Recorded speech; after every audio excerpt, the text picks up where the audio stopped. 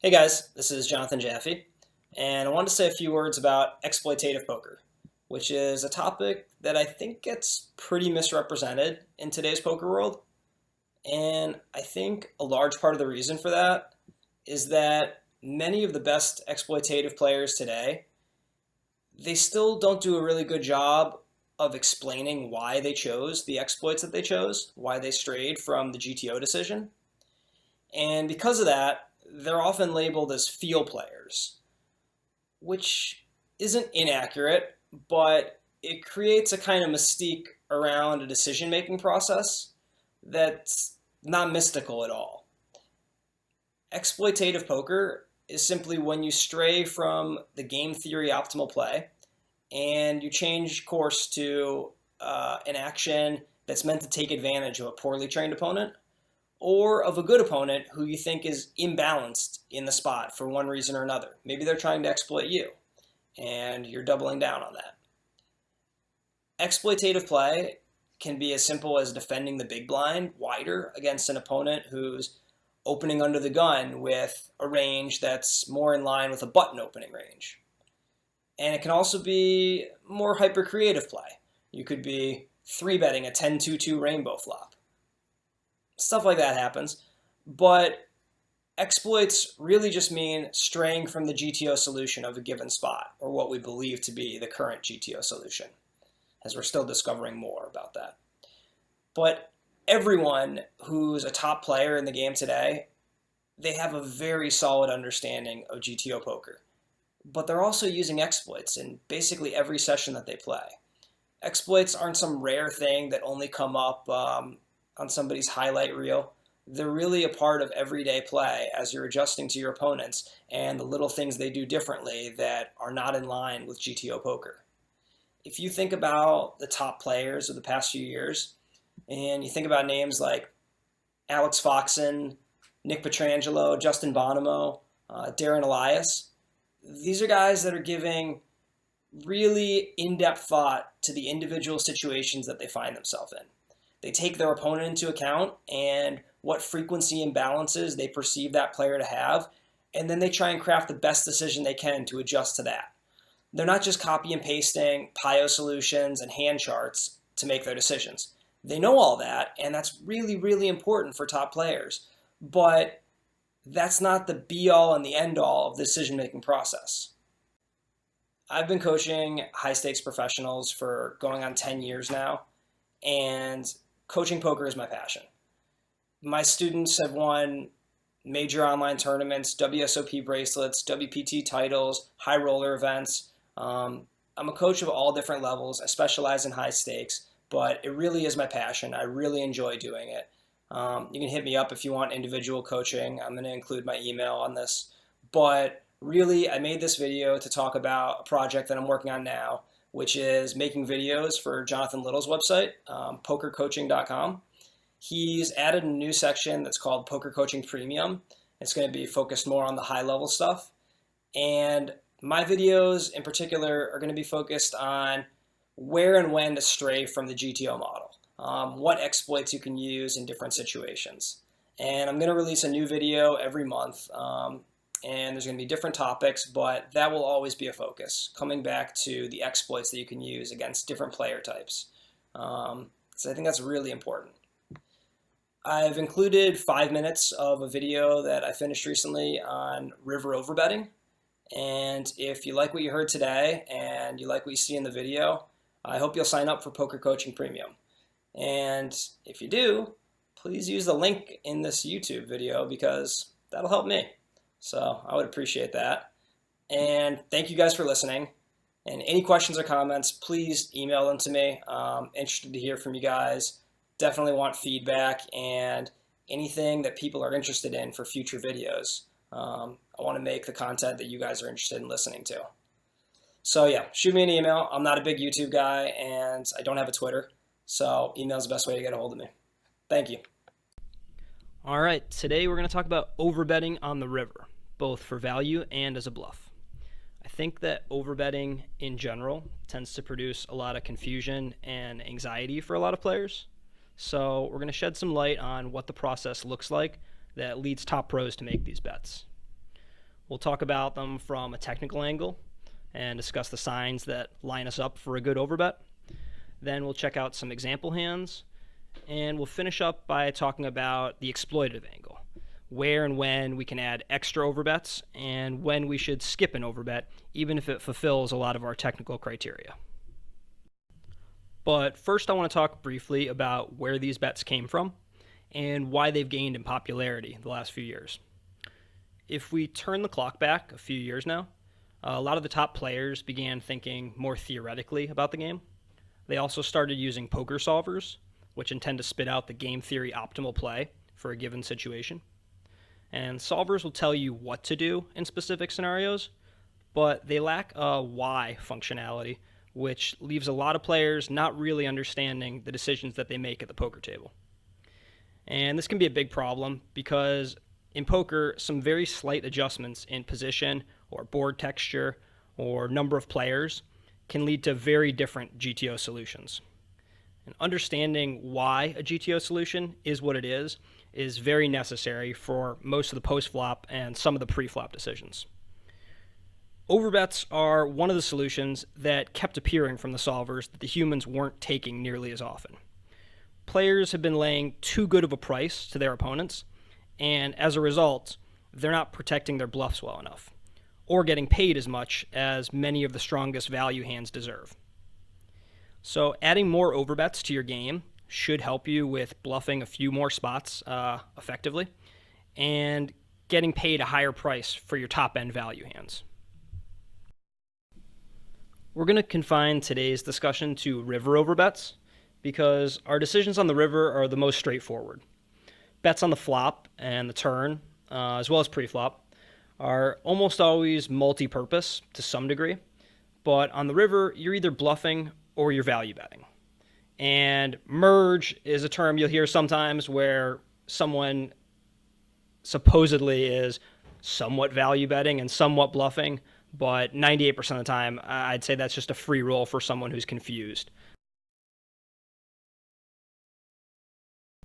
We're going to start with the value side of things because it's a little bit more intuitive and most players have a lot more experience with big bets of this nature. The trickiest part here is when we're out of position, deciding which of our potential overbets will convert into check raises. And we'll talk more about that in a couple minutes.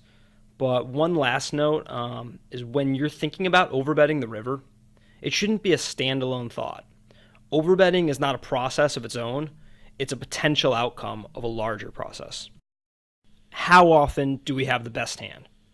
It's a simple question, and your answer here, your guesstimate, is going to rely entirely on your ability to range your opponent. If you've done a good job building on the information you acquired on each street, then you'll make accurate predictions based on good data.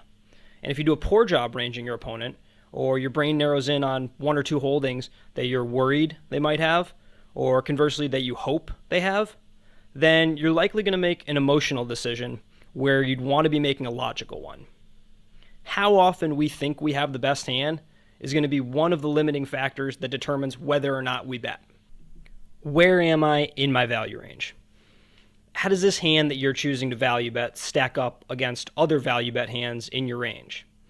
Typically, the higher up your hand ranks in your value range, the larger you ought to bet. It's pretty intuitive in that way, and although there are a fair number of exceptions, you can do pretty well just moving your value bet size up along with your hand strength. There are select hands that make great small to medium value bets, even though they're monsters, but the opposite's not true. You're not going to find a hand that's low on your value range that makes for a good overbet unless you're facing an opponent who's particularly ripe for a value exploit. All right, so this last thought is for out of position only, and it's does my hand work better as a check raise? And the guiding factors here are going to be just how high up you are in your value range, as well as how likely your opponent is to bet. Once the river falls, the more low-end showdown value your opponent has, the more likely he is to check back, and the worse check raising is going to look for your hand. On the flip side, the more medium to strong value hands, as well as no showdown hands, no showdown value that is, that your opponent has, the better your hand is looking as a check raise, since he's more apt to bet. There's strong hands, and then there are super strong hands, And to check raise the river, you're going to want something near the very top of your value range, because the sizing on a check raise is likely to end up between 1.5 and 4 times the size of the pot when you would check the river. When you're ripping 2 to 4 times the pot out of your stack, presumably for value, you want to feel very confident in your hand. All right, let's take a break from the theoretical and move into some hands. This hand was played in May in Montreal. It was the party poker main event as a 10K at the Playground Poker Club.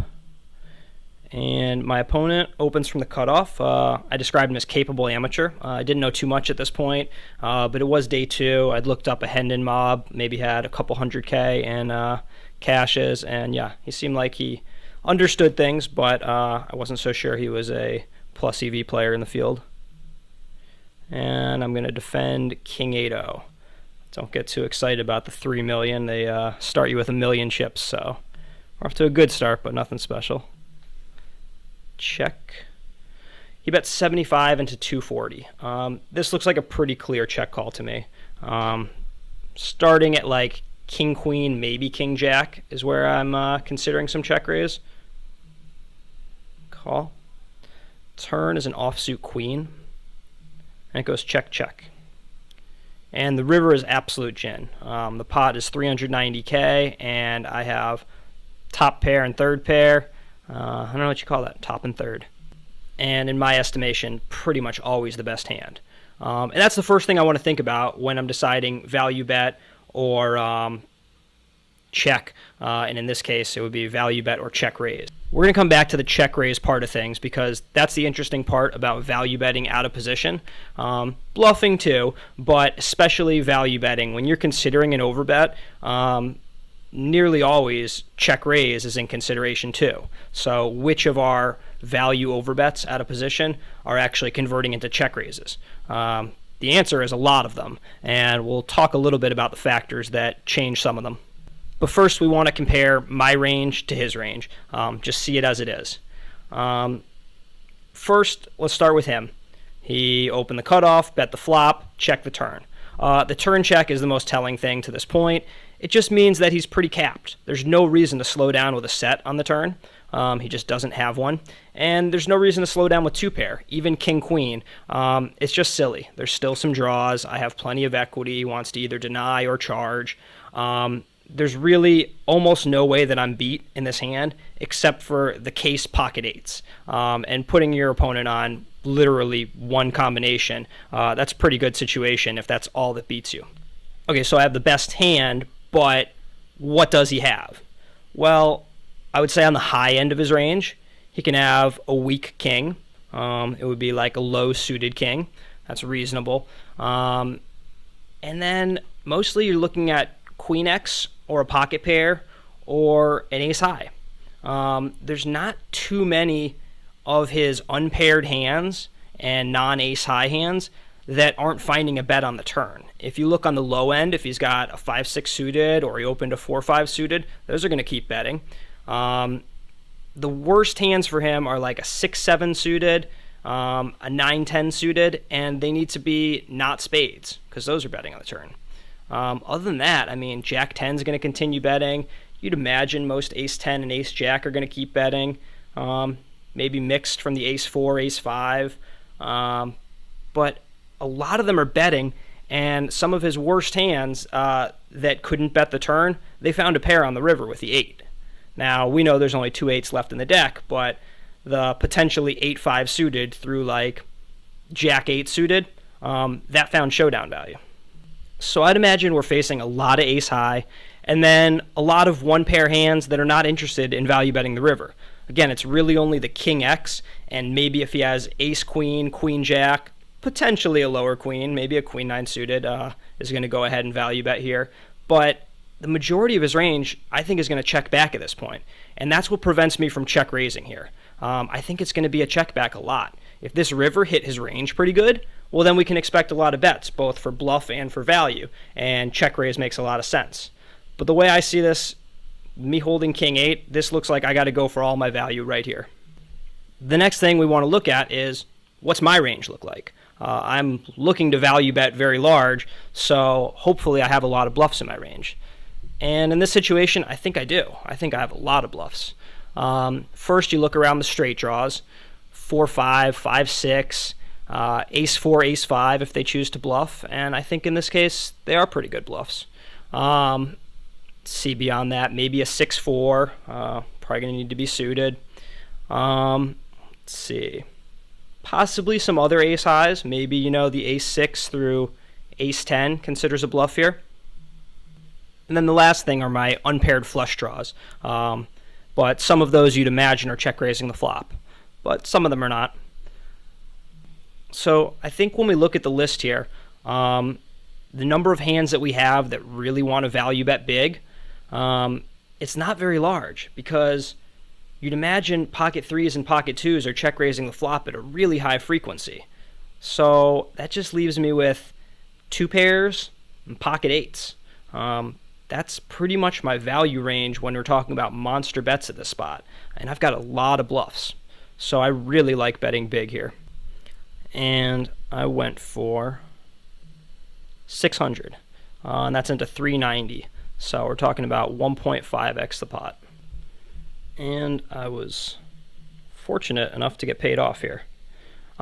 He didn't claim a hand, so I don't know what he was claiming to work with here. I didn't see anything. But let's talk about what we like calling in his shoes. The first thing that comes to mind for me is any 8 that doesn't have a spade. That's going to call really well here, because it really reduces the monsters. If we look at the hands that I'm betting this size for value, they really interact with the 8 to a high degree. And by not having a spade, he just allows for a little bit more flush draws in my range to be bluffing. It's tough when you call with a hand with 2 spades. If he had, let's say, he doesn't have too many 2-spade hands checking the turn, but if he did, say, throw down a check with 8-7 of spades, that's going to bluff catch not quite as well as ace-8 of hearts. Then it kind of goes down the line where I would say anything with, I would maybe call a queen. No, I'd still say a king is a better bluff catcher than a queen, just in case I'm, really trying to go for ownage with like a king-jack. But the thing about a queen versus a king is a capable player in my shoes is very often check-raising king-3 and king-2. So I maybe have less king value bets on the river than queen. My queen-3 suited, queen-2 suited, they're going to be in there. So if you have a queen, you're reducing those. But I still think having a king is a little better than a queen in this spot. And again, not having a spade is pretty key. And that's what it looks like calling a capable player. I'm calling myself capable in the big blind. But there are other players who are working with a completely different range here, and that's because they're playing the flop differently from me. When you're playing against an opponent who is likely to check call this flop with pocket 2s, or pocket 3s, or their 2 pairs, then they're working with a different range going to the river, and they're going to be much more weighted towards value than me. I'm going to check raise those big hands so often on the flop that really the majority of my big hands are going to have to do with that 8 on the river. And that's what makes having an 8 such a good hand to call my bluff there, or my bet, I should say. One thing I would advise is always flip the script a little bit. If you looked at my bet and your instant thought was, this is crazy, you're almost never getting paid, well then you should start thinking about bluffing in that spot a ton. If you think that bet is just about never getting called, then take all those bluffs and start betting 1.5x pot. I'm not sure it's going to work too well against some opponents, but there's a lot of people that you can just overbluff in this situation, and this is really, really doing well. Opponents who might check a king-10 on the turn, maybe even a king-10 without a spade, and then you make this bet from the big blind with, say, 4-5, and all of a sudden they say, crap, I got sucked out on, and they're folding something near the top of their range. Or many opponents who never consider the implications of the 8, and they find ace-8 to be an easy fold in this situation.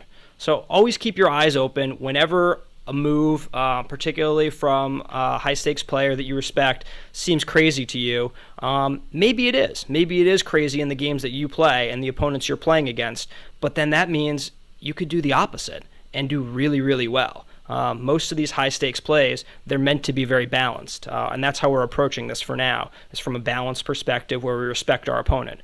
I didn't think, the cutoff here was necessarily a super high level player, but that's not the prerequisite for me to make this value bet. It's really what I think he thinks of me and how he looks at this situation. I didn't think he was an especially great opponent for this. Honestly, I think most high stakes regs were probably better suited for me to make this value bet, but I still thought it was my best choice of value. I didn't think that I was getting called half as often as if I bet 300K, for instance.